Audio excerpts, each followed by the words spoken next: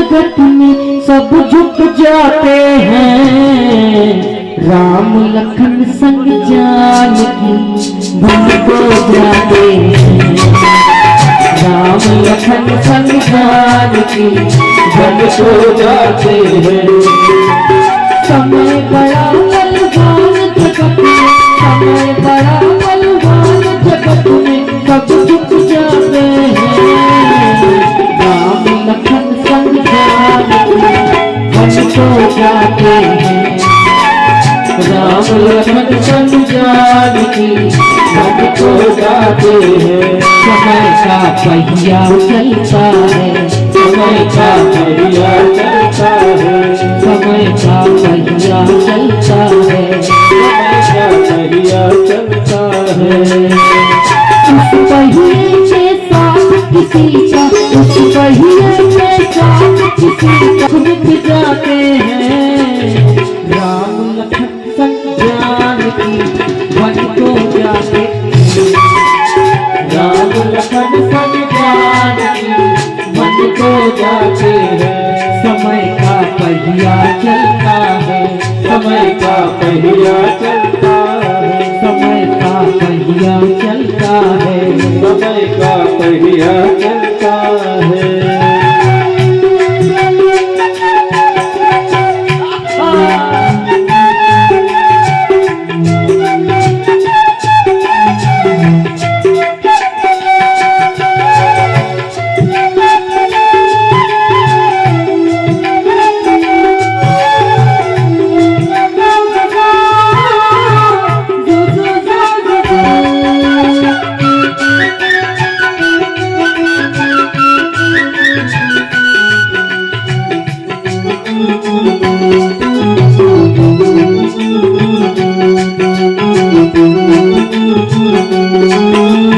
समय हंसाता, समय रुलाता, समय की है बलिहारी। समय हंसाता, समय रुलाता, समय की है बलिहारी। समय की है बलिहारी। समय की है बलिहारी। समय हंसाता, समय रुलाता, समय की है बलिहारी। हाँ, समय की है बलिहारी। हाँ, समय की है बलिहारी। हंस की जोड़ी भरी किसी की झोली खाली। हाँ, किसी की झोली खाली। हाँ, किसी की झोली खाली। सतवादी का लाल बिना ही हो। सतवादी का लाल बिना ही कफन पे जलता है। समय का पहिया चलता है, समय का पहिया चलता है। समय का पहिया चलता है, समय का पहिया चलता है। समय बड़ा बलवान जगत में सब झुक जाते हैं। राम लखन संग जाइए। जयति यतिराज मणिराज अवतार मणिप्रभुपाचन तपोर्णवान। विजयी भव, विजयी भव, विजयी भव। गुरु जी के चरणों में चारों धाम है। हरि ओम। नारायणं नमस्कृत्य नरं चैव नरोत्तमं देवीं सरस्वतीं व्यासम्। ॐ नमो भगवते तस्मै यत्एतस्मै श्री पुराण पुरुषोत्तमाय नमः। ध्यान समर्पयामि। ध्यानार्थे यक्षत पुष्पाणि समर्पयामि। श्री पुराण पुरुषोत्तमाय नमः। राधा कृष्णाभ्यां नमः। पाद्योपाद्यं समर्पयामि। हस्तु अर्घं समर्पयामि। मुखे आचमनीयं समर्पयामि। सर्वांगे स्नानीयं जलं समर्पयामि। गन्धक्षत पुष्पाणि समर्पयामि। श्री पुराण पुरुषोत्तमाय नमः। धूपं प्रज्वाल्य ओम धूरसि धूर्वधूर्वन्दं धूर्वदं योष्मान् धूर्मदितं धूर्वजं वयं धूर्मामहदेवानामसि मनदमकुं सुविदवं रविदवं सुषुतमं देवहूतमं धूपं दर्शयामि दीपं दर्शयामि दीपान्ते स्वामी श्री पुराण पुरुषोत्तमाय नमः।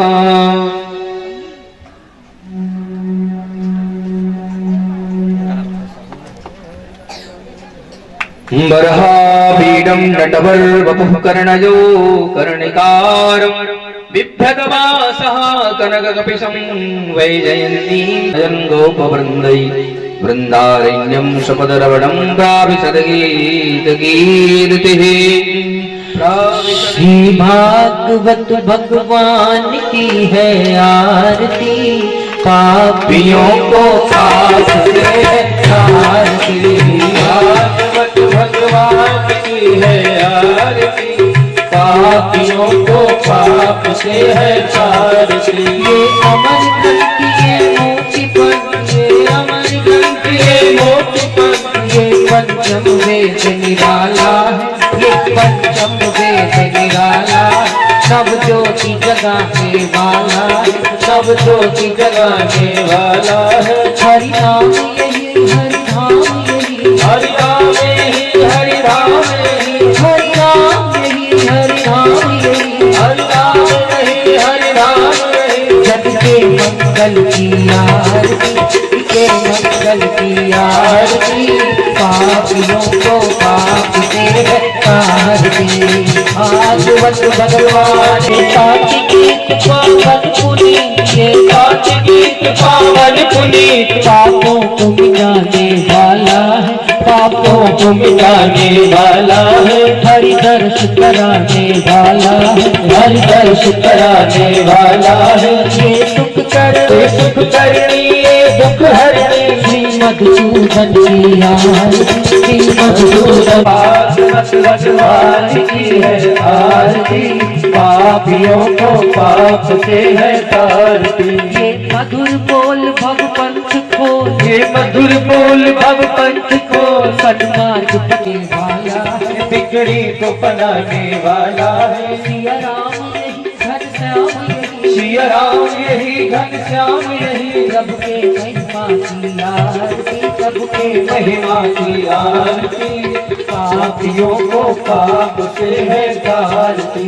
भागवत भगवान की है आरती, पापियों को पाप से है तारती। श्री सर्वेश्वर की आरती, श्री सर्वेश्वर की आरती, श्री रंगनाथ की आरती, श्री रंगनाथ की आरती, श्री वेंकटेश की आरती, श्री वेंकटेश की आरती, श्री स्वामी जी की आरती, श्री स्वामी जी की आरती, श्री व्यासपीठ की आरती, श्री व्यासपीठ की आरती। श्री भागवत भगवान की है आरती, पापियों को पाप से है तारती।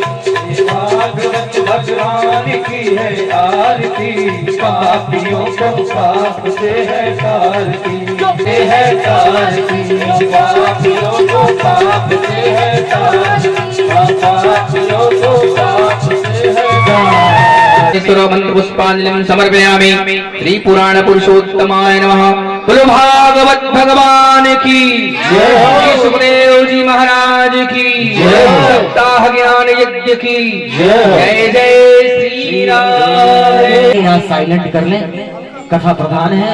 गुरुदेव का आगमन हो चुका है, कुछ ही क्षण में हम सभी लोग आनंदमयी दर्शन कथा में प्रवेश करेंगे। जय श्रीमन्नारायण। ओम नमोस्तु ते व्यास विशाल बुद्धे, फुल्लारविन्दायत पत्र नेत्र, येन त्वया भारत तैलपूर्ण, प्रज्वालितो ज्ञानमयः प्रदीपः, प्रज्वालितो ज्ञान कृष्णाय वासुदेवाय देवकी नंदनाय च नंदगोपकुमार भगवान की जय हो। दुनिया में यही एक सुखदाई नाम, दुनिया में यही एक सुखदाई नाम। श्री राम जय जय राम, जय जय राम, ओ श्री राम जय समारम्भां नाथयामुनिमध्यमाम् अस्मदाचार्यपर्यन्तां वन्दे गुरुपरम्पराम्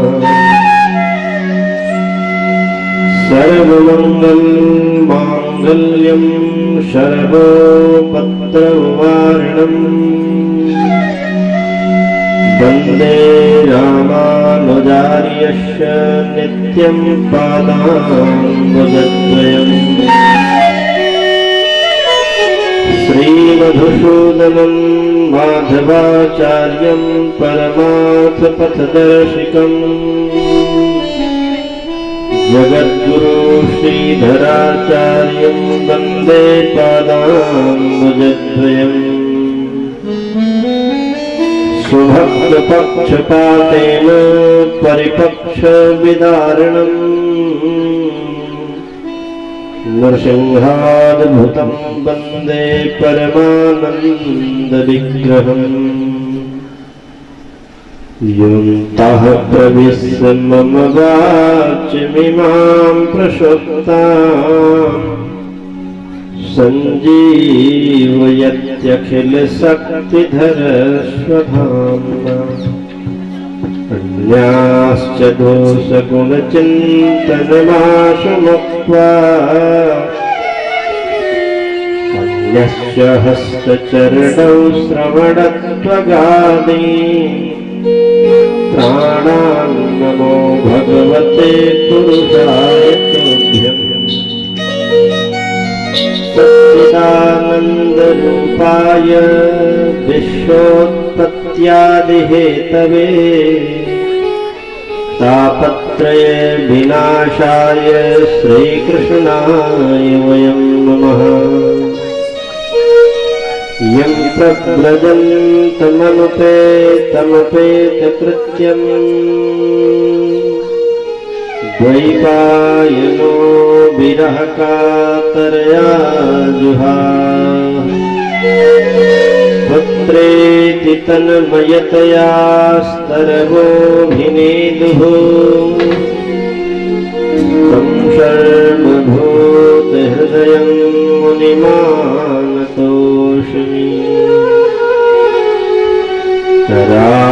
करारविन्दे न पदारविन्दम् मुखारविन्दे विनिवेशयन्तम्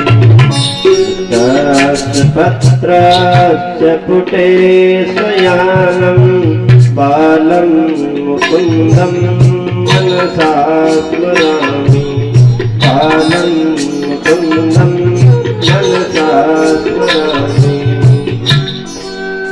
यत्र यत्र रघुनाथ कीर्तनं नंद भगवान की लक्ष्मी वेंकटेश भगवान की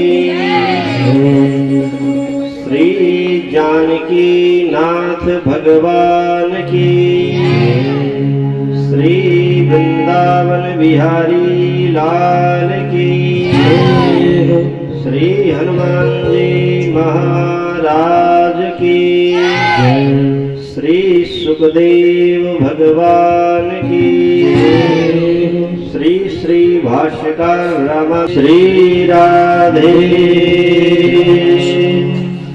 भागवत भगवान की।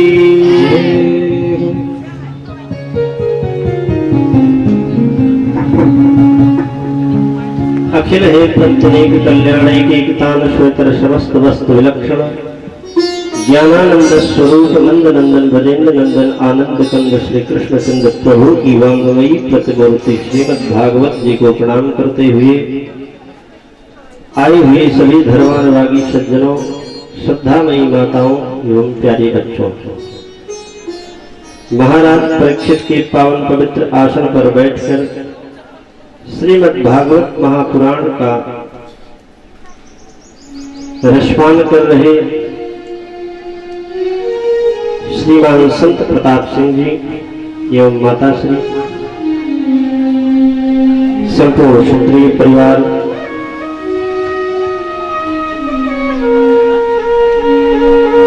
अनंत जन्मों का पुण्य जब संचित होकर एकत्रित होता है, तब श्रीमद् भागवत महापुराण श्रवण करने का दर्शन लाभ प्राप्त होता है।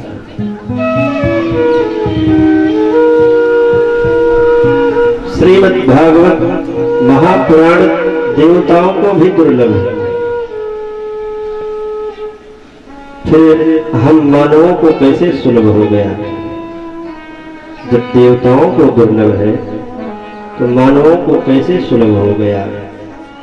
तो ये संत महात्माओं का त्याग का फल है।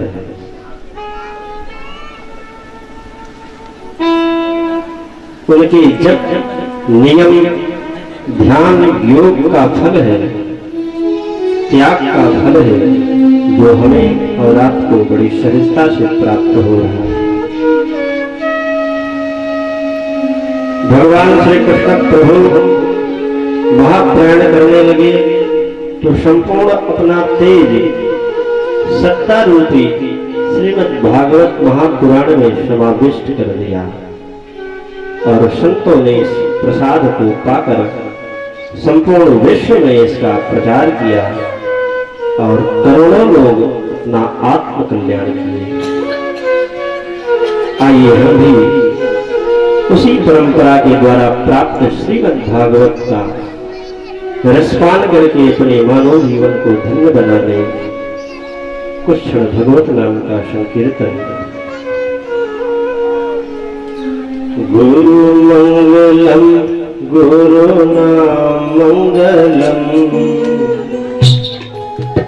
गुरु मंगलम गुरु नाम मंगलम, गुरु मंगलम गुरु ध्यान मंगलम, गुरु मंगलम गुरु नाम मंगलम, गुरु मंगलम गुरु पाद मंगलम, गुरु मंगलम गुरु नाम मंगलम, गुरु मंगलम गुरु नाम मंगलम, गुरु मंगलम गुरु पाद मंगलम, गुरु मंगलम गुरु पाद मंगलम, गुरु मंगलम गुरु नाम मंगलम, गुरु मंगलम गुरु नाम मंगलम, गुरु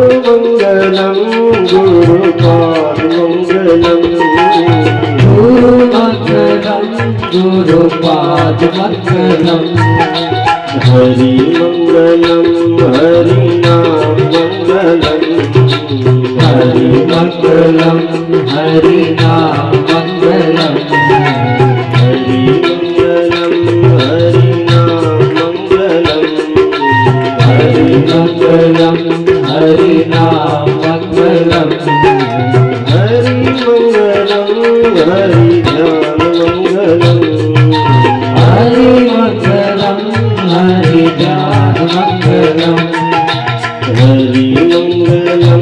हरि ध्यान मंगलम, हरि मंगलम हरि ध्यान मंगलम, हरि मंगलम हरि ध्यान मंगलम, हरि मंगलम हरि ध्यान मंगलम, हरि मंगलम हरि ध्यान मंगलम,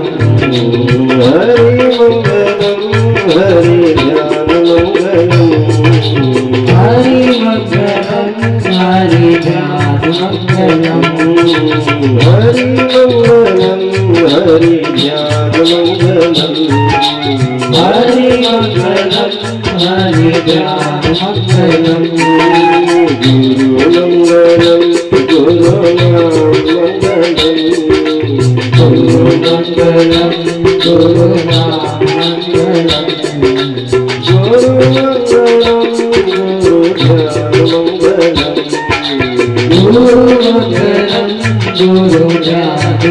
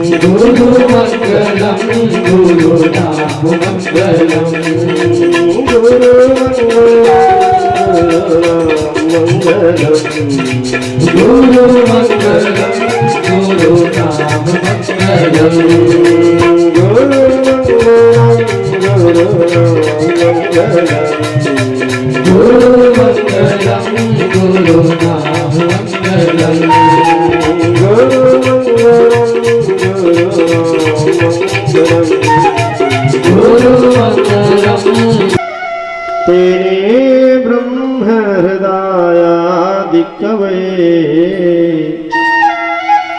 मुह्यन्त यत्सूरयः तेजो वारिमृदां यथा विनिमयो यत्र त्रिसर्गो मृषा धाम्ना स्वेन सदा निरस्तकुहकम् सत्यं परं धीमहि।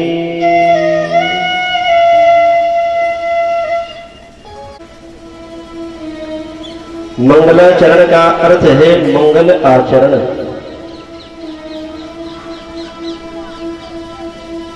और भगवान श्री कृष्ण का आचरण मंगल है।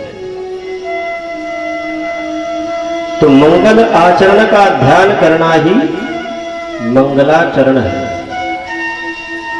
अब प्रारंभ करते हैं। सूत जी महाराज सौनकाद ऋषियों को भगवान के अवतार इसे श्रवण कराते हैं। भगवान का अवतार गौ ब्राह्मण वेद इनकी रक्षा के लिए होता है। अस्तो वेद विप्राश्च कृतवाश्च हरेश तनु। भगवान कहते हैं वेद ब्राह्मण और यज्ञ ये मेरा शरीर है। जब कभी कोई दुष्ट इसे नष्ट करने का प्रयत्न करता है तब मेरा अवतार होता है। बोलिए सच्चिदानंद भगवान की जय। इसलिए सनातन धर्म के अनुयायियों को सम्मान करें।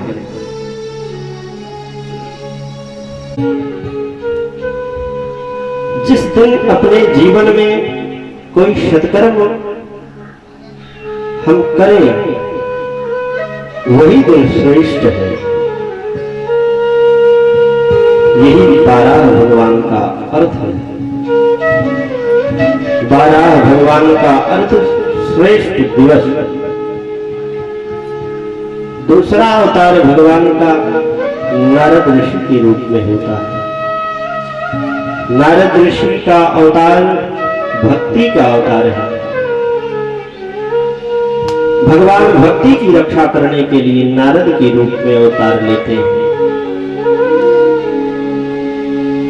नारद देखा विकल जयंता, नारद देखा विकल जयंता, नारद देखा विकल जयंता, नारद देखा विकल जयंता, नारद देखा विकल जयंता, नारद देखा विकल जयंता, लागी दया कोमल चित सुता, लागी दया कोमल चित संता, लागी दया कोमल चित सुता, लागी दया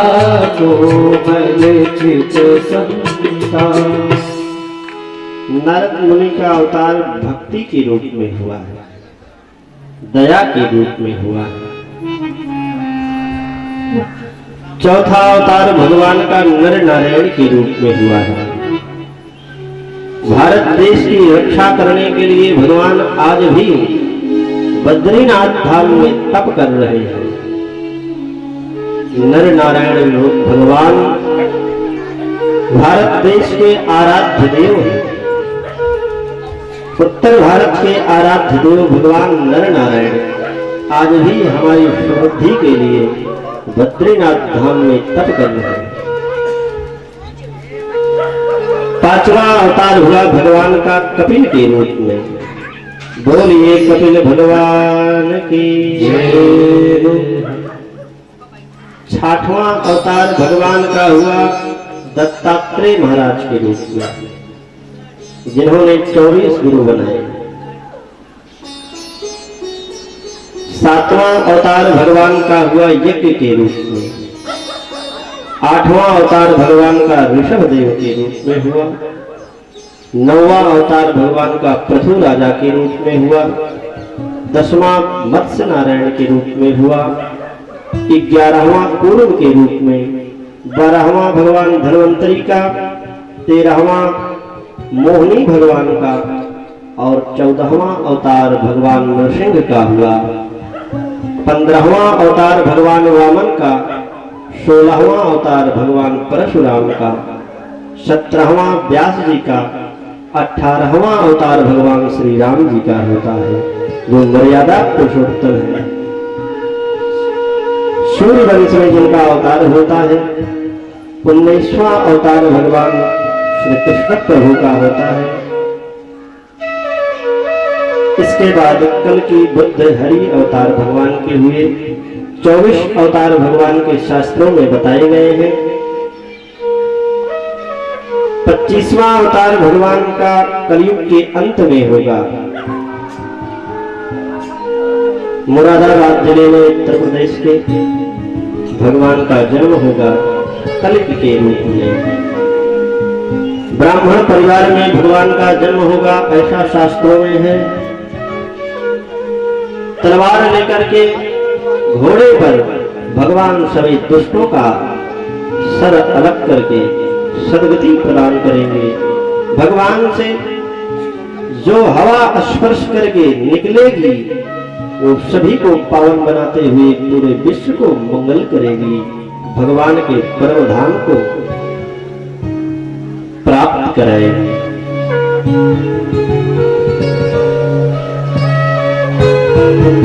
सूत जी महाराज कहते हैं, सौनकाद ऋषियों, वेद व्यास जी महाराज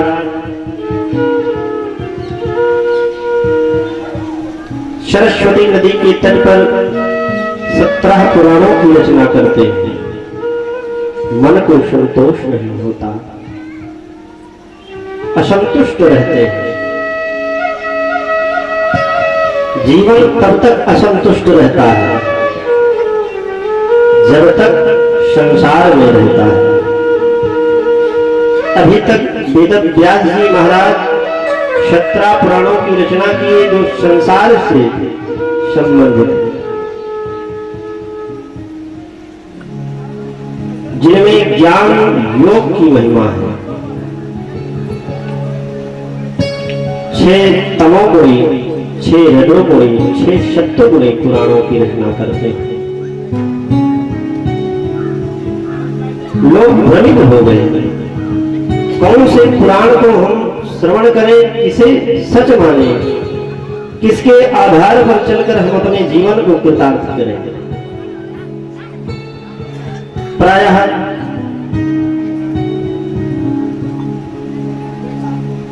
यदि हम शिव पुराण पढ़ते हैं तो उसके नायक शिव जी को ही परम तत्व बता दिया गया है। गणपति पुराण पढ़ते हैं तो गणेश जी को ही परम तत्व बता दिया जाता है। देवी भागवत श्रवण करते हैं तो देवी को ही परम तत्व बता दिया जाता है, उन्हीं की महिमा बता दिया जाता है। ऐसी स्थिति में यह निर्णय करना कठिन हो जाता है कि परम तत्व कौन है। ऐसे कौन देव हैं जिनकी पूजा कर लेने से सभी देवी देवताओं की पूजा संपूर्ण हो जाती है। बोले इसका पता हमें कैसे चलता है? इसका पता हमें सत्य से चलता है, सत्य गुण से चलता है। सत्य गुण किसके अंदर है? तो सत्य गुण भगवान नारायण के अंदर है। और इसका पता श्रीमद् भागवत महापुराण से चलता है। सत्य गुण से ही निर्णय किया जाता है कि परम तत्व कौन है।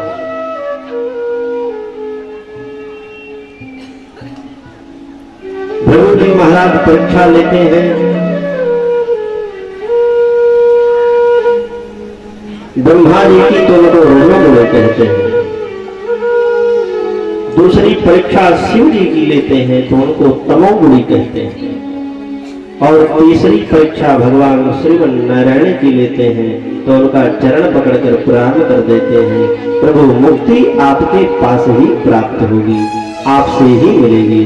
बोलिए सच्चिदानंद भगवान की जय। वेद व्यास जी महाराज असंतुष्ट होकर चिंता में सरस्वती नदी के तट पर विराजमान हैं। नारद जी महाराज पहुंचे। नारद जी महाराज से अपने चिंता का कारण पूछते हैं। गुरुदेव, हमने महाभारत जैसे विशाल ग्रंथ का निर्माण किया जिसमें गीता जैसा ज्ञान है, फिर भी मुझे ऐसा लग रहा है जैसे मैं असंतुष्ट हूं, मैंने कुछ किया ही नहीं। इसका कारण क्या है? नारद जी महाराज कहते हैं, व्यास जी, आपने प्रायः भगवान के निर्मल यश का मान नहीं किया है। भगवान के दिव्य चरित्रों को, भगवान के भक्तों के दिव्य चरित्रों को आपने अच्छे ढंग से निरूपण नहीं किया है। इसलिए आप श्रीमद् भागवत महापुराण की रचना करें। यही ज्ञान मुझे मेरे पिता ब्रह्मा से मिला है। नारद जी महाराज अपने पूर्व जन्म की कथा श्रवण कराते हैं। नारद जी महाराज कहते हैं, मैं एक दासी पुत्र था। मेरी माता संतों की सेवा करती। एक बार ऋषि महात्मा हमारे यहाँ चातुर्मास करने आए तो मेरी मां उनकी सेवा करती, भोजन इत्यादि कराती और मैं भी उन्हीं संत महात्मा की सेवा में लगा रहता, भजन करता, गुरुदेव की आज्ञा का पालन करता था। गुरुदेव का भजन मिला, उनका ज्ञान मिला तो मेरा जीवन दिव्य बन गया। गुरुदेव जाने लगे तो मैंने भी निवेदन किया, गुरुदेव हमें भी साथ ले चले। ऋषियों ने कहा नारद जी से कि अभी अपनी माँ की सेवा करो बेटा, मातृपितृ ऋण से मुक्त हो जाओ, उसके बाद भजन करना, तुम्हें भगवान का दर्शन अवश्य होगा। ऋषियों ने नारद मुनि को मंत्र दिया, इसी मंत्र का निरंतर जप करते रहना, भगवान एक ना एक दिन अवश्य मिल जाएंगे। नारद जी महाराज निरंतर जप करते। एक दिन गौशाला में नारद जी की मां को सर्प ने डस लिया, मां का प्राणांत हुआ। नारद जी महाराज अंत्येष्टि संस्कार करने के बाद मुक्त हो गए।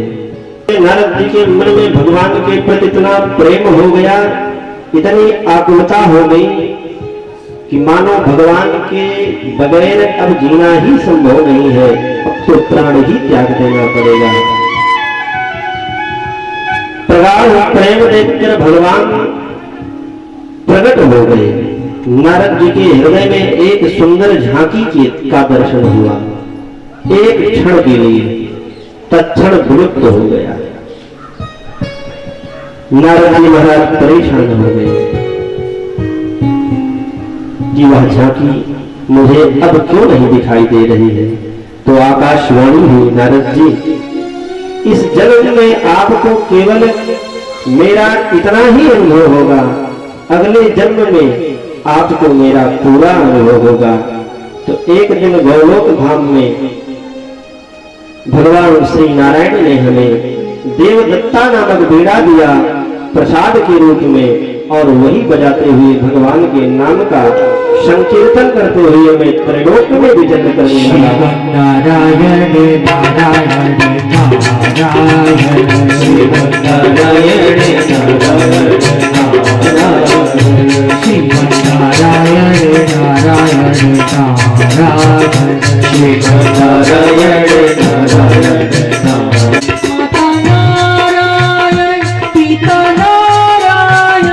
माता नारायण पिता नारायण, माता नारायण पिता नारायण, माता नारायण पिता नारायण, माता नारायण पिता नारायण, बोलो नारायण नारायण नारायण, बोलो नारायण नारायण नारायण, श्रीमन नारायण नारायण नारायण, बोलो नारायण नारायण नारायण,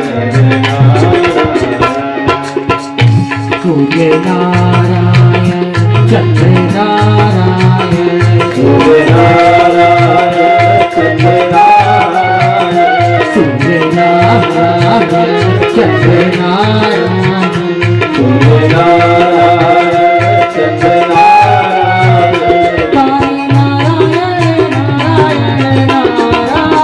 नारायण नारायण नारायण श्रीमन नारायण नारायण।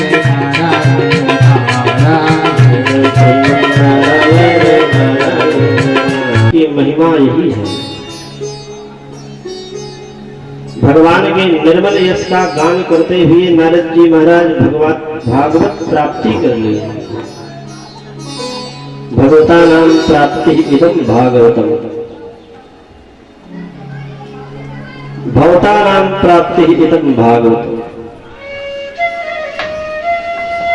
श्रीमद् भागवत का ज्ञानोपदेश नारद जी महाराज वेद व्यास जी महाराज को देते हैं। वेद व्यास जी महाराज कहते हैं नारद जी भागवत की क्या महिमा है।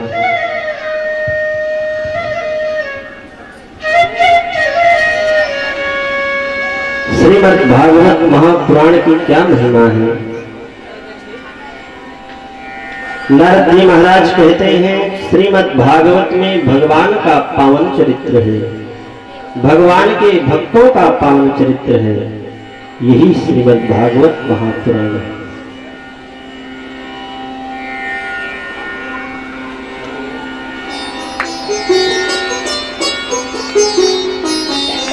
चतुश्लोकी भागवत के रूप में नारद जी वेद व्यास जी को भागवत का उपदेश देते हैं। यही श्रीमद् भागवत मुझे मेरे पिता ब्रह्मा ने दिया और मेरे पिता ब्रह्मा को भगवान विष्णु ने दिया। उसी परंपरा के द्वारा यह श्रीमद् भागवत महापुराण आज आप सबके बीच में सुलभ हुआ, जिसे श्रवण करके हम अपने जीवन को धन्य बनाते हैं।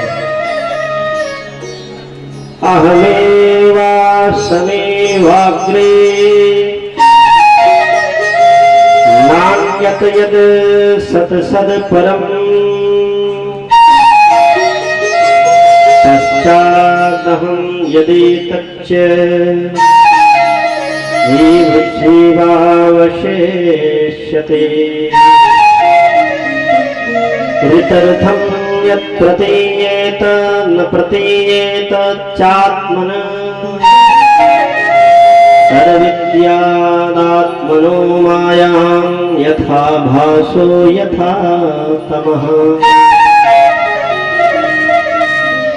यथा महान्ति भूतानि भूतेषु त्वावचेष्वनो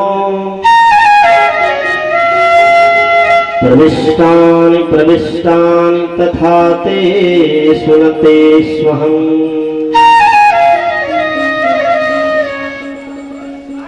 चार श्लोकों में नारद जी ने वेद व्यास जी को भागवत सुनाया। इसी चार श्लोक का विस्तार वेद व्यास जी ने किया तो सुंदर एक ग्रंथ का निर्माण किया, जिसका नाम श्रीमद् भागवत महापुराण हुआ। नारद जी महाराज ने सोचा निर्माण तो हो गया है, लेकिन अब इसे सुनाए किसे, अधिकारी कौन है। तो यही श्रीमद् भागवत महापुराण वेद व्यास जी ने अपने पुत्र सुखदेव को पढ़ाया और यही श्रीमद् भागवत महापुराण सुखदेव जी महाराज राजा परीक्षित को सुना करके उनका मन भगवत भक्ति में लगा दिया और वो मुक्त हो गए।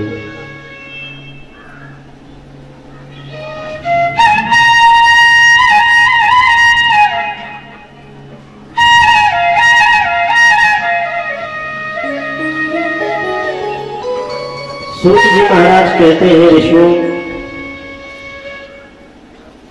गदा के प्रभाव से दुर्योधन की जंघा फट गई थी। धरती पर पड़ा हुआ दुर्योधन दर्द से कराह रहा था।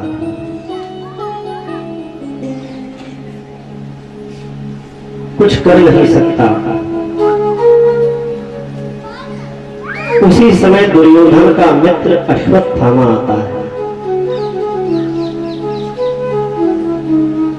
मित्र, तूने मुझे सेना नायक नहीं बनाया, इसलिए आज ये गति हुई है।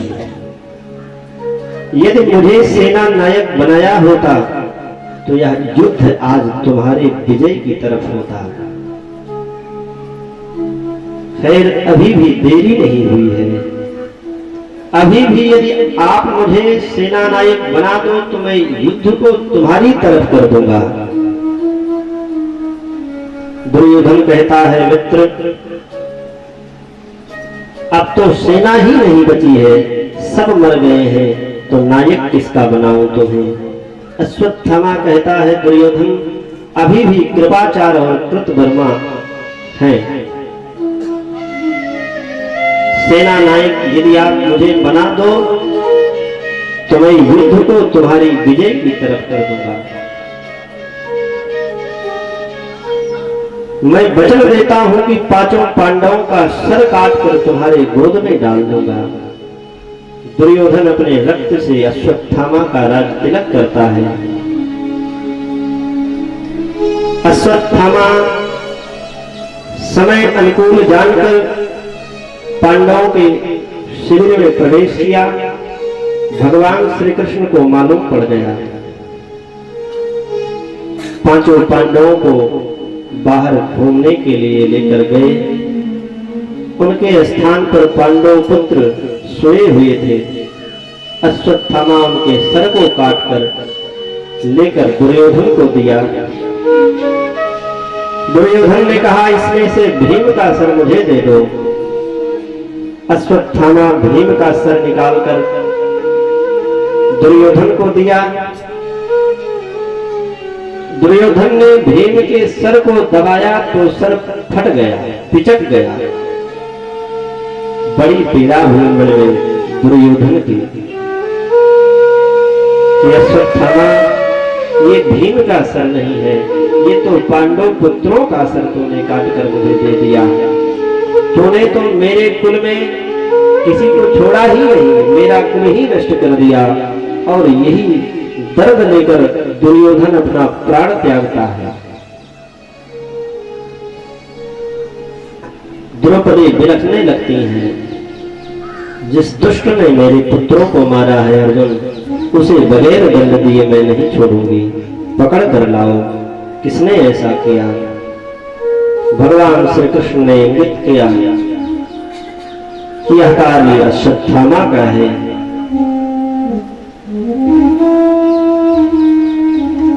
अर्जुन पशु की तरह अश्वत्थामा को बांध कर लाते हैं। द्रौपदी बिलखते हुए अश्वत्थामा को देखती हैं, कहते हैं अर्जुन छोड़ दो इसे, ये गुरु मंत्र है, मुच्यताम मुच्यताम ब्राह्मणो नितराम गुरु है। ये ब्राह्मण पुत्र है, गुरु पुत्र है, इसलिए इसे छोड़ दो। जैसे मैं विलख रही हूं अपने पुत्रों को खोकर, वैसे इस ब्राह्मण की मां भी दुखी होगी, रुदन करेगी, पाप लगेगा, इसलिए इसे छोड़ दो। अर्जुन कहते हैं भगवान से, प्रभु क्या करना चाहिए? भगवान कहते हैं अर्जुन, ब्रह्म बंधुर्न हन्तव्यम आतताईव धर्मणः।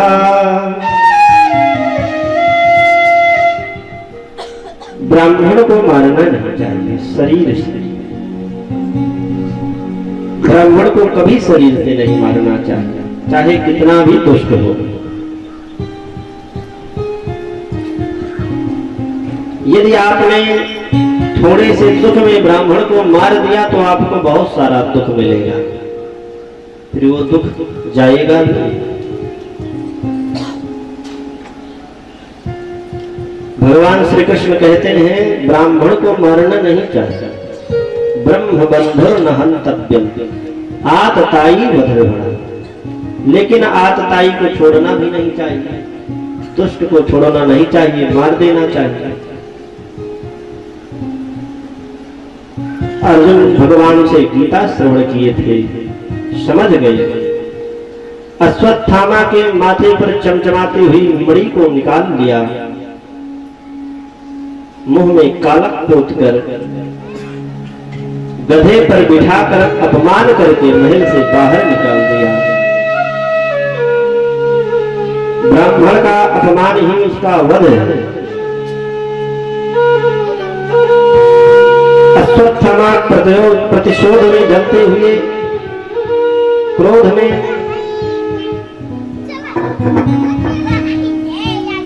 युधिष्ठिर की पुत्र वधू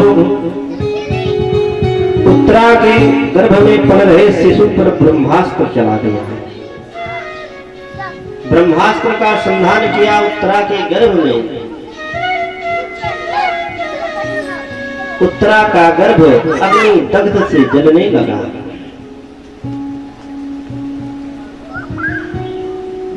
भगवान श्री कृष्ण को पुकारते हुए बाहर आई, पाहि पाहि महायोगिन देव देव जगत्पते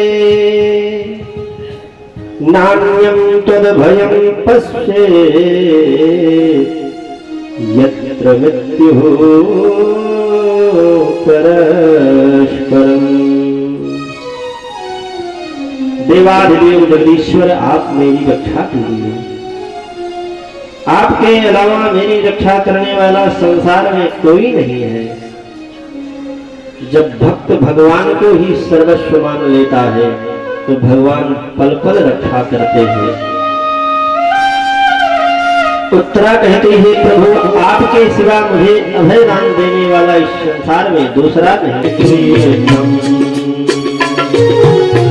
तुम हमारे थे प्रभु जी, तुम हमारे हो,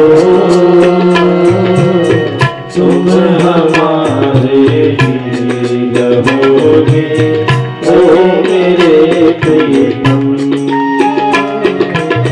तुम हमारे ही रहोगे मेरे प्रियतम। तुम हमारे प्रभु जी, हमारे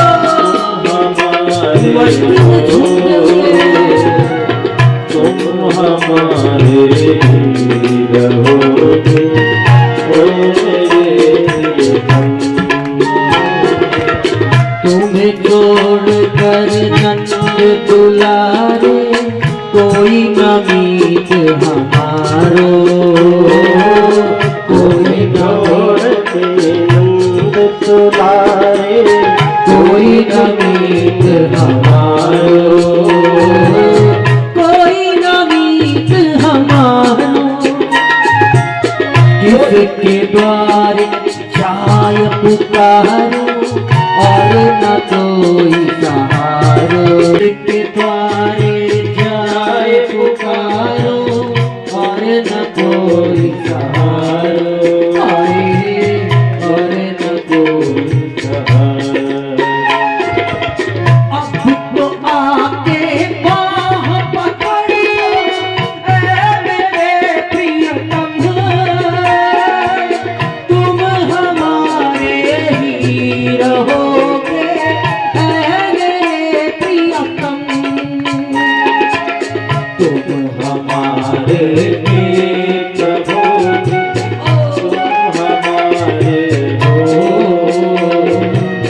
तुम हमारे रहोगे ओ मेरे प्रियतम।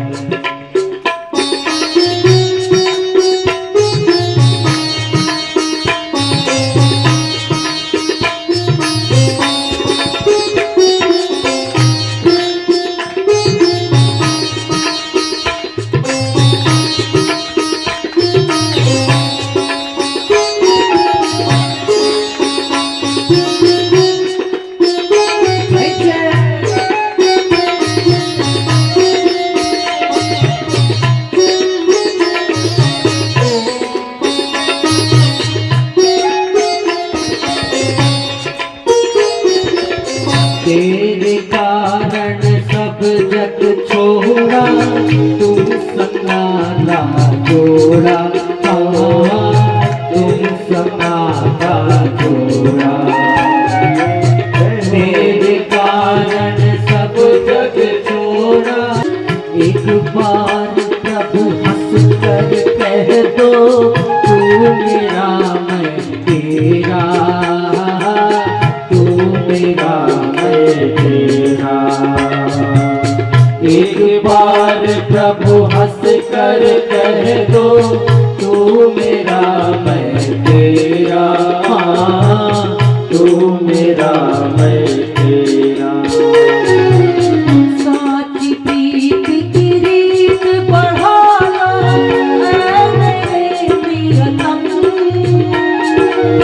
साची प्रीत की रीत बढ़ाना ऐ मेरे प्रियतम। तुम हमारे ही रहोगे ऐ मेरे प्रियतम, तुम हमारे ही रहोगे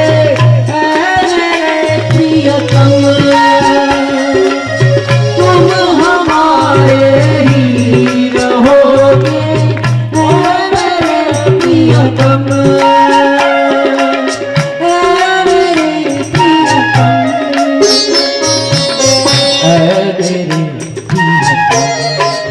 दर्शन से पांडवों की भी रक्षा करते हैं और पांडवों के वंश की भी रक्षा करते हैं। भगवान अपनी माया से उत्तरा के गर्भ को कवच से ढक दिया। ब्रह्मास्त्र का तेज नष्ट हो गया। कुंती मैया ने भगवान श्री कृष्ण की स्तुति करते हुए भगवान को द्वारिका के लिए विदा कर रही है। कुंती मैया कहती हैं, प्रभु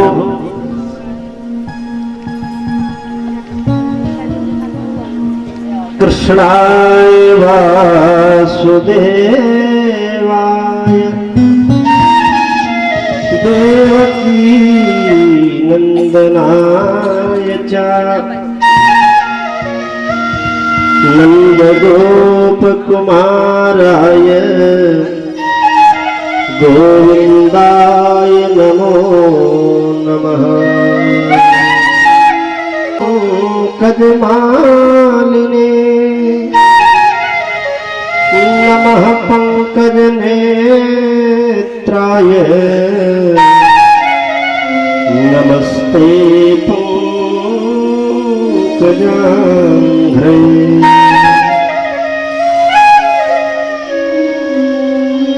हे श्री कृष्ण, हे वासुदेव, बार बार आपका वंदन है, अभिनंदन है। भगवान प्रसन्न होकर कहते हैं, बुआ कुछ मांगना चाहती हो तो मांग लो। कुंती मैया कहती हैं, गोविंद यदि कुछ देना ही चाहते हो तो विपदः सन्तु नः शाश्वत तत्र जगद्गुरो भवतो। हे गोविंद यदि कुछ देना ही चाहते हो तो मुझे विपत्ति दे दो। मेरे जीवन में विपत्ति पर विपत्ति आती। द्रौपदी का मान हुआ, आपने सुख देखा ही कहाँ है और आज सुख का समय आया तो दुख मांग रही है। कुंती मैया कहती हैं, गोविंद जब तक हमारे जीवन में दुख था तब तक आप पास थे, आज सुख का समय आया तो आप दूर चले जा रहे हैं। इसलिए आप मेरे जीवन से कभी दूर मत जाइए, मुझे विपत्ति ही चाहिए।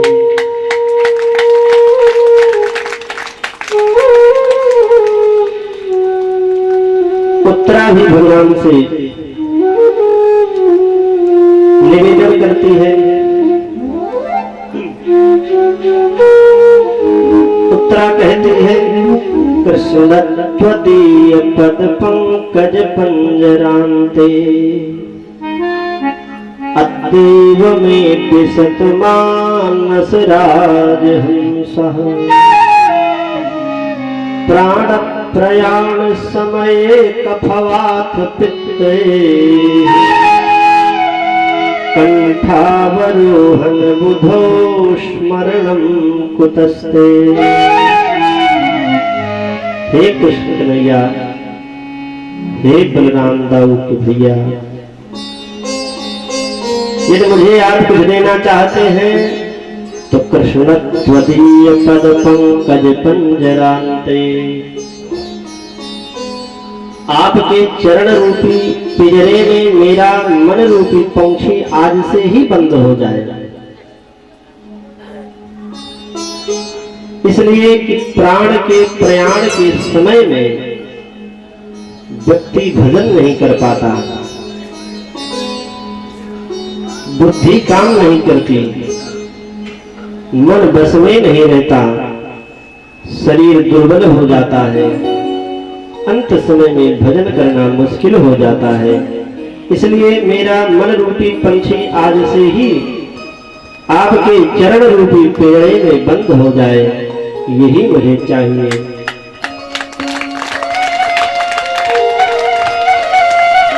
भगवान कहते हैं, बुआ मेरी बहन है, कोई धन संपत्ति नहीं मांगेगी। पांडवों ने भी भगवान की सुंदर स्तुति किए हैं। भगवान द्वारका जा रहे हैं, वापस आ जाते हैं, नहीं जाते। सब लोग यही सोचते हैं कि हमारे कारण प्रभु लौटे हैं। कुंती मैया सोचते हैं कि गोविंद हमारे कारण रुक गए हैं, जो हमने विपत्ति मांग ली इसलिए लौट आए हैं। उत्तरा कहती है प्रभु हमारे कारण लौट आए हैं। लेकिन भगवान द्वारिका क्यों नहीं गए, किस कारण वापस आए? भीष्म पितामह के लिए वापस आए हैं। बाणों की सैया पर लेटे हुए भीष्म पितामह 56 दिन तक बाणों की सैया पर लेटे हुए हैं। करोड़ों बाण शरीर का भेदन करके पार हो चुके हैं, हजारों बाण शरीर में लगे हुए हैं। बाणों की चारपाई है, उसी पर लेटे हुए भगवान के नाम का जाप करते हुए भीष्म पितामह जी 56 दिन तक इंतजार करते हैं भगवान का। भगवान अंत समय में भीष्म पितामह के पास पहुंचते हैं। भीष्म पितामह कहते हैं गोविंद तुम्हारे दर्शन के लिए ही अभी तक मेरे प्राण मेरे शरीर में रुके हुए थे। करोड़ों बिच्छू के डंक मारने से जो दर्द होता है, जो पीड़ा होती है, वैसी पीड़ा भीष्म जी को हो रही थी। लेकिन 56 दिन तक प्राण को रोके रखना मामूली बात नहीं है। ऐसे उच्च कोटि की भक्ति होनी चाहिए। सकल भुवन मध्ये निर्धनास्ते धन्या निवसत हृदयेषां श्री हरिर्भक्तिरेका हरिरतुनिज लोकं सर्वधातो विहाय प्रविशति हृदयेषां भक्तिसूत्रोपनद्वः।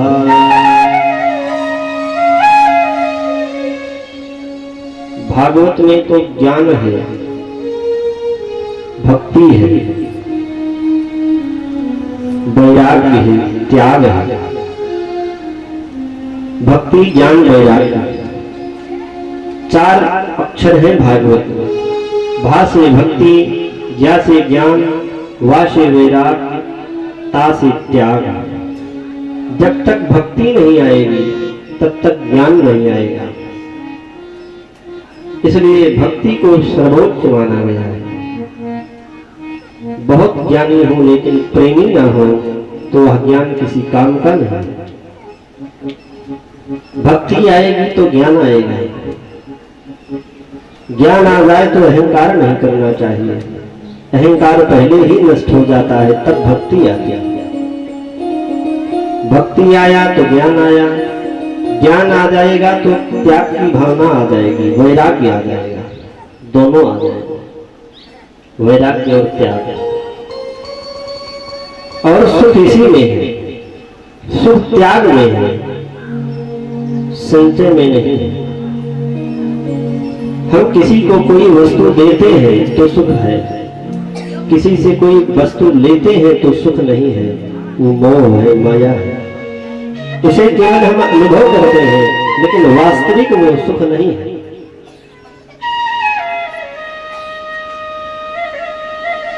त्याग की भावना होनी चाहिए। ऐसी भक्ति यदि मन में हो तो भगवान वैकुंठ छोड़कर आ जाते हैं। और यहाँ तो इंद्रप्रस्थ में ही थे। भीष्म पितामह जी के पास भगवान जाते हैं, 5 पांडवों को लेकर। अर्जुन से कहते हैं अर्जुन पितामह से ज्ञान लो, ज्ञान प्राप्त। भीष्म पितामह भगवान से कहते हैं प्रभु मेरी एक पुत्री है जिसका विवाह नहीं हुआ है, उसके साथ आप विवाह कर लो। भगवान श्री कृष्ण कहते हैं पितामह आप तो आजीवन ब्रह्मचारी थे, तो बेटी कहां से हो गई?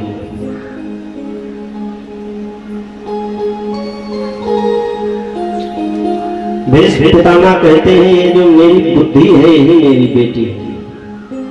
मेरी बुद्धि एक जगह नहीं रहते, ये भागती रहते हैं पूरे संसार में। अभी कुछ लोग यहाँ बैठे हैं लेकिन बिजनेस में दिमाग लगा होगा, दिमाग भटकता रहता है चारों तरफ। जब तक हम दत्त चित्त होकर एकाग्रता से कथा नहीं श्रवण करेंगे तो कथा समझ में नहीं आएगी। इति पारमहंस संहितायाम, श्रीमद् भागवत महापुराण परमहंसों की संहिता है। परमहंस वो है जो सुंदर सरोवर में मोती चुनते हैं, क्षीर नीर विवेकिनः, जो जल से दुग्ध को अलग कर देते हैं, वो परमहंस है। जो इस भवसागर से जीव को पार उतार देते हैं, वो परमहंस है। आत्मा से शरीर को अलग कर देते हैं, आत्मा शरीर का अलग अनुभव होने लगता है जिन्हें, वो परमहंस है। त्रिभुवन कमलम तमाल वर्णम रविकर गौरवराम दधाने। त्रिभुवन कमलम तमाल वर्णम रविकर गौरवराम दधाने। वपूर्ण गुलाबृताननाद्यं विजय सकीर्तिरतुलायं। त्रिभुवन कमलं कमलवर्णं रविकर गौरवराम दधाने। जिनका शरीर त्रिभुवन सुंदर है एवं श्याम तमाल के सदृश श्यामला शरीर है, जिन पर सूर्य रश्मियों की किरणें पड़कर सुशोभित कर रही हैं, ऐसे भगवान श्री कृष्ण प्रभु में मेरी निष्कपट भक्ति हो, यही भीष्म पितामह जी मांगते हैं। और सूर्य उत्तरायण में अपने शरीर को त्याग कर सत्यलोक को प्राप्त करते हुए वैकुंठ चले जाते हैं। बोलिए सच्चिदानंद भगवान की। समय गोविंद का नाम मुख में आ जाए, हृदय में आ जाए तो भगवान की बड़ी महती कृपा समझनी चाहिए। भीष्म पितामह प्राण त्यागते हैं, भगवान अर्जुन के साथ द्वारिका चले जाते हैं। इधर परीक्षित का जन्म होता है।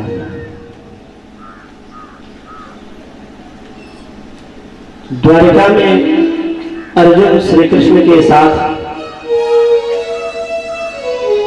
6 महीने रहते हैं।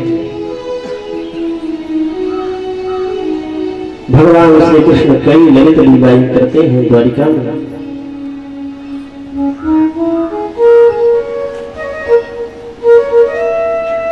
इधर युधिष्ठिर को अब सगुन होता है। क्या बात रही, इतनी दिन तक अर्जुन आए नहीं,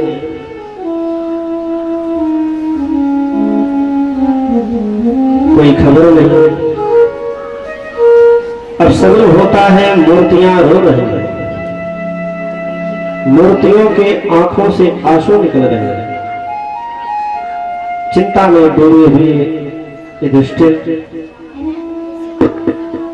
सोच रहे थे, उसी समय अर्जुन आते हैं।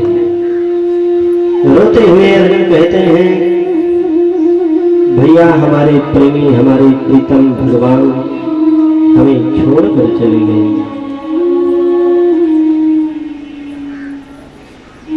यह अर्जुन कुछ नहीं कर सका। भगवान की पत्नियों को लेकर हम आ रहे तो रास्ते में कोन भीलों ने भगवान की पत्नियों को छीन लिया और मेरा धनुष कुछ नहीं कर सका, मेरा धनुष कुछ नहीं कर सका। मैं अर्जुन गांडीवधारी कुछ नहीं कर सका। मेरे इस धनुष में तो भगवान श्री कृष्ण का ही तेज था, आज वो चले गए तो मेरी शक्ति भी चली गई। इतना सुनकर कुंती मैया पृथ्वी पर गिरती हैं और अपना प्राण त्याग देती हैं। दो भक्त ऐसे हुए हैं जो भगवान की विरह वेदना तत्क्षण नहीं बर्दाश्त कर सके हैं। पहले त्रेता में दशरथ जी महाराज, राम राम कही राम कही, राम राम कही राम, तीन पहर रघुबीर बिराहे, राम गए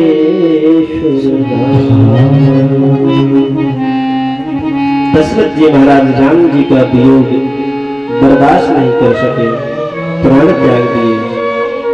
इधर कुंती बुआ ने गोविंद का विरह सहन नहीं कर सकी और अपने प्राणों को त्याग दिया।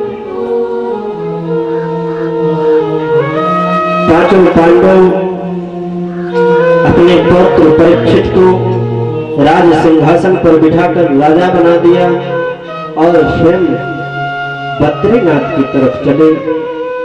हिमालय में महाप्रयाण करके अपने शरीर को त्याग कर भगवत स्वरूप में तल्लीन हो गए, परम धाम चले गए। परीक्षित जी महाराज राजा हुए, बड़े सुंदर ढंग से प्रजा का पालन करते हुए समय व्यतीत कर रहे हैं।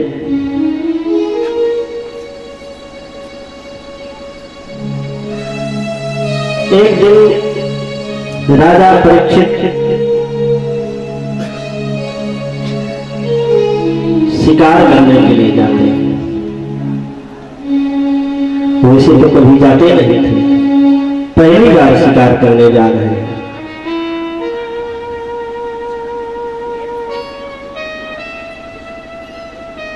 कलयुग का प्रभाव, शिकार करने जा रहे हैं। वन में हिरणों के पीछे पीछे भागते भागते भूख प्यास से शरीर थक रहा था।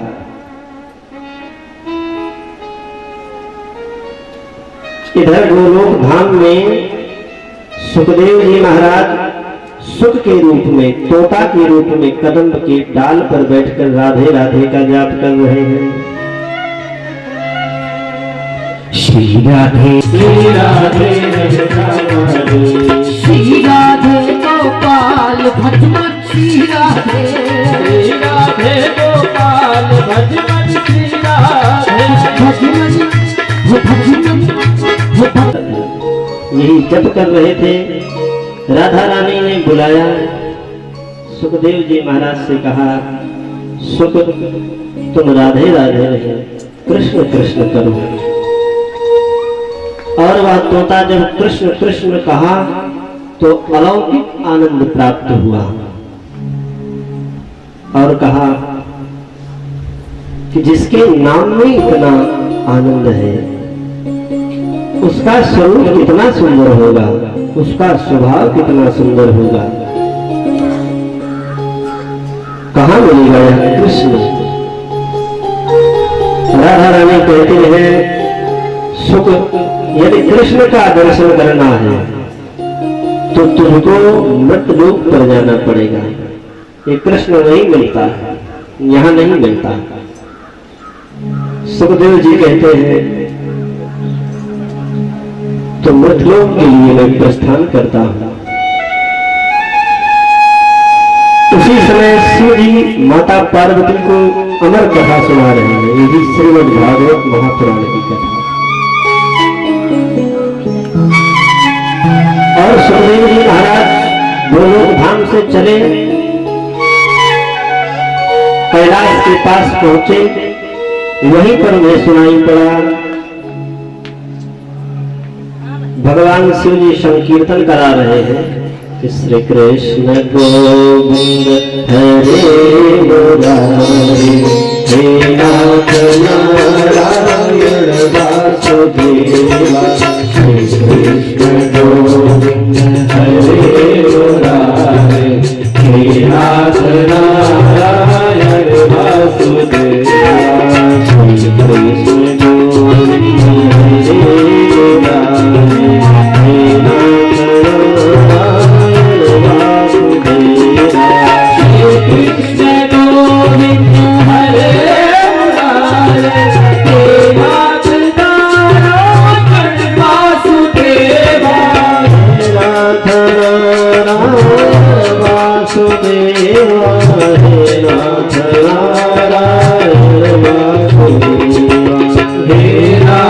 नारायण वासुदेवा हे नाथ नारायण वासुदेवा हे नाथ नारायण वासुदेवा श्री कृष्ण गोविंद हरे मुरारे हे नाथ नारायण वासुदेवा श्री कृष्ण गोविंद हरे मुरारे हे नाथ नारायण वासुदेवा देहांत काले तुम सामने हो बंसी बजाते हमको रुलाते देहांत काले तुम सामने हो बंसी बजाते तुम सामने हो श्री कृष्ण गोविंद हरे मुरारे हे नाथ नारायण वासुदेवा श्री कृष्ण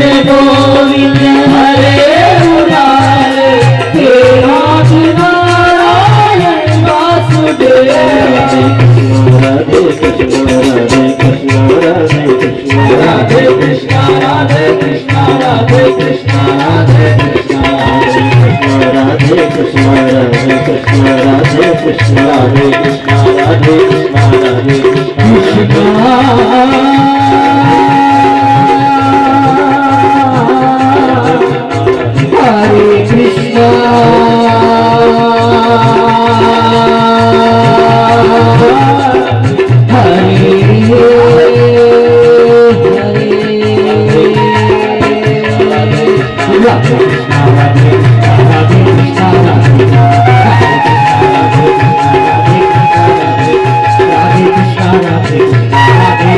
राधे कृष्ण राधे कृष्ण राधे कृष्ण राधे कृष्ण हरे कृष्ण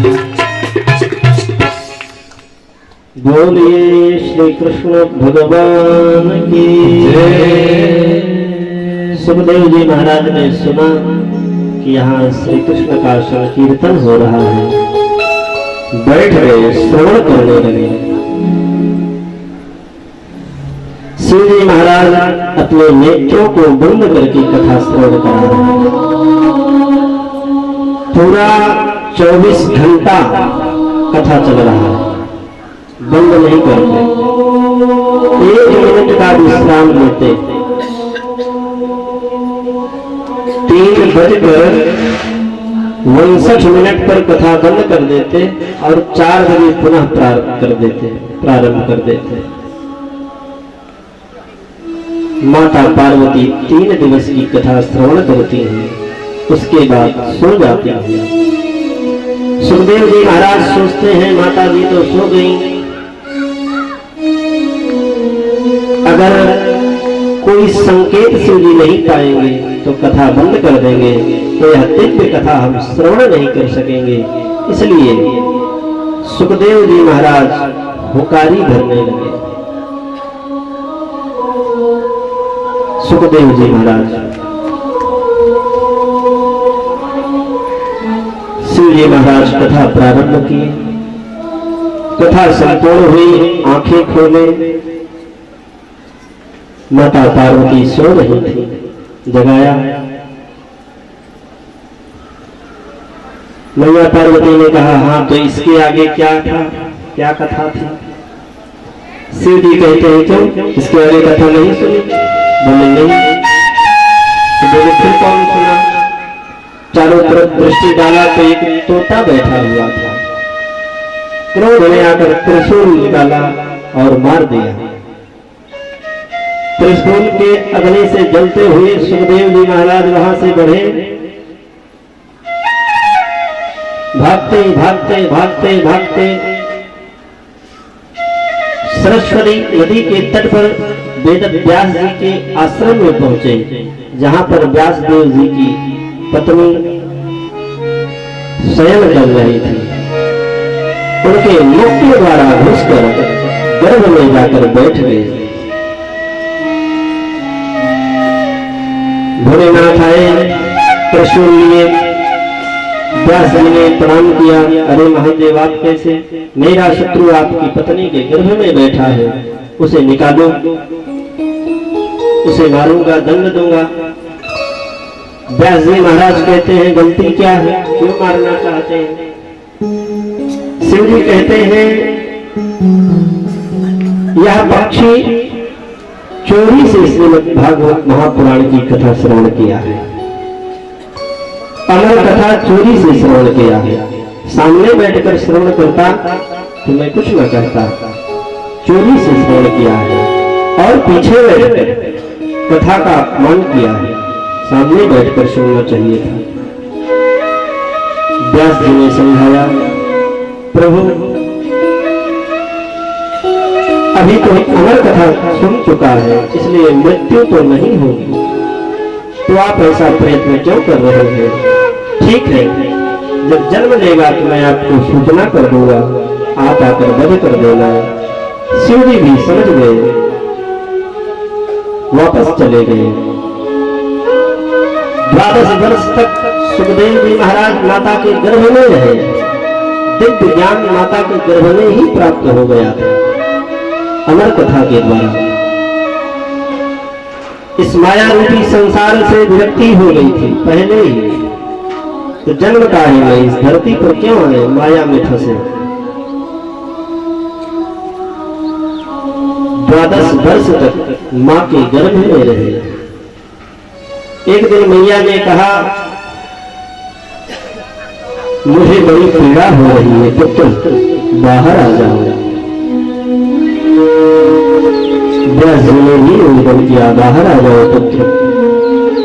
सुखदेव जी ने कहा, मैं बाहर नहीं आऊंगा, बाहर आऊंगा तो ये विष्णु की माया जो है ये पकड़ लेंगे।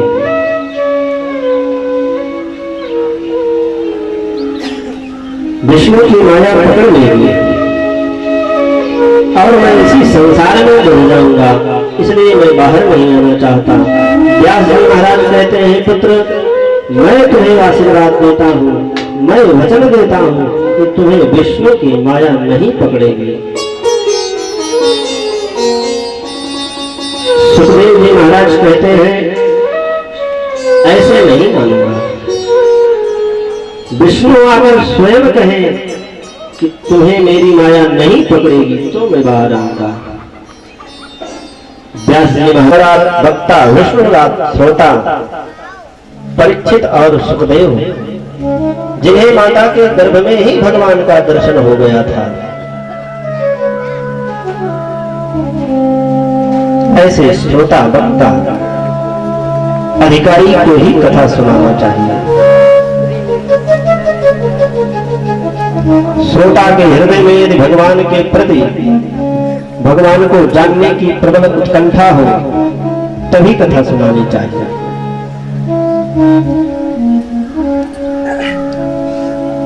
अपात्र को कथा नहीं सुनानी चाहिए। परीक्षित जी महाराज को कथा सुनाते समय सुखदेव जी ने भी यही विचार किया था, कहीं यह अपात्र तो नहीं, मैं किसी अपात्र को तो नहीं कथा सुना रहा। लेकिन विचार करते हैं, भगवान की माया को जब ब्रह्मा जी नहीं समझ सके, इंद्र नहीं समझ सके, तो मानव क्या समझ पाएंगे। इसलिए मानव यदि भगवान को भ्रम करे तो कोई आश्चर्य का विषय नहीं है। सुखदेव जी महाराज 12 वर्ष में जन्म लेते हैं, जन्म लेकर सीधे संन्यास की तरफ चले जाते हैं। व्यास जी महाराज लौटाने का प्रयास करते हैं, लेकिन सुखदेव जी महाराज वन में जाकर अखंड समाधि लगाकर भगवान का दर्शन करने लगते हैं।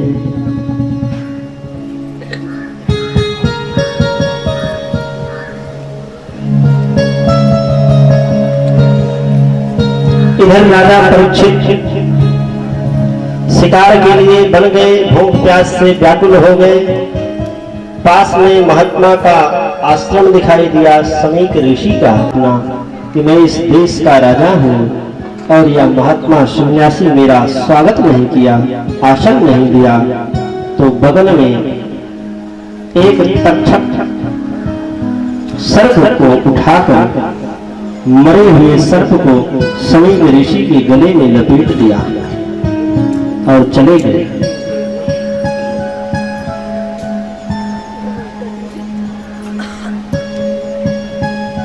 महल में जाकर राजा परीक्षित जब अपने मुकुट को उतार कर रखते हैं, तब बुद्धि सही होती है।